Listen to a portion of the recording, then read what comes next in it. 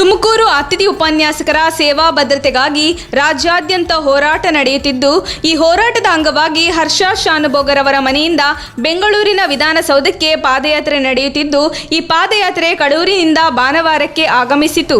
ಈ ವೇಳೆ ಹರ್ಷ ಶಾನುಭೋಗರ ಆತ್ಮಕ್ಕೆ ಶಾಂತಿ ಸಿಗಲಿ ಎಂದು ಸಾರ್ವಜನಿಕರು ಪ್ರಾರ್ಥಿಸಿ ಕ್ಯಾಂಡಲ್ ಹಿಡಿದು ರಸ್ತೆಯಲ್ಲಿ ಮೆರವಣಿಗೆ ನಡೆಸಿದರು. ಪಾದಯಾತ್ರೆಯನ್ನು ಉದ್ದೇಶಿಸಿ ಮಾತನಾಡಿದ ಸಂಚಾಲಕ ಲೋಕೇಶ್ ಬಿಸಿ, ಉಪನ್ಯಾಸಕರಿಗೆ ಬಾಕಿ ಇರುವ 12 ತಿಂಗಳುಗಳ ವೇತನ ನೀಡಬೇಕು.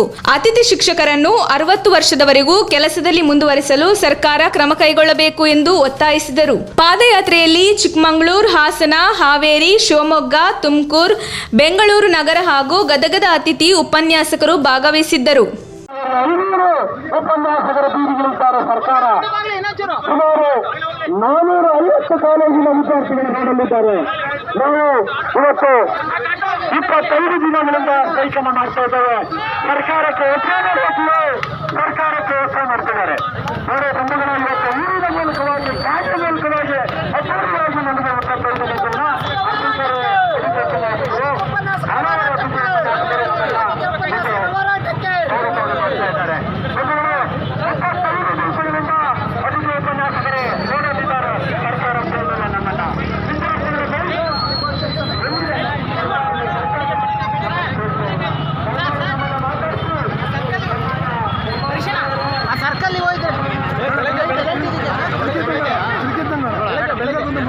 ನಡೆದ ಕಾರ್ಯಕ್ರಮ ಇದೆಯಾ?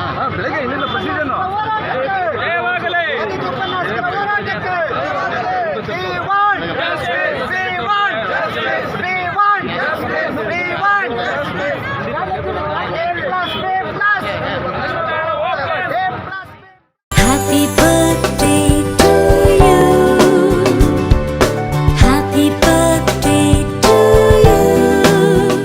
ನಾಲ್ಕನೇ ವರ್ಷದ ಹುಟ್ಟುಹಬ್ಬವನ್ನು ಆಚರಿಸಿಕೊಳ್ಳುತ್ತಿರುವ ಮೋಹನ ಕುಮಾರಿ ಗೊಂಬೆಗೆ ದೇವರು ಆಯಸ್ಸು, ಆರೋಗ್ಯ, ಅಂತಸ್ತು ಕೊಟ್ಟು ಕಾಪಾಡಲಿ ಎಂದು ಶುಭ ಕೋರುವವರು ಮಗುವಿನ ತಂದೆ ತಾಯಿ, ತಾತ, ಅಜ್ಜಿ, ಚಿಕ್ಕಪ್ಪಂದಿರು ಹಾಗೂ ಅತ್ತೆ ಮಾವ.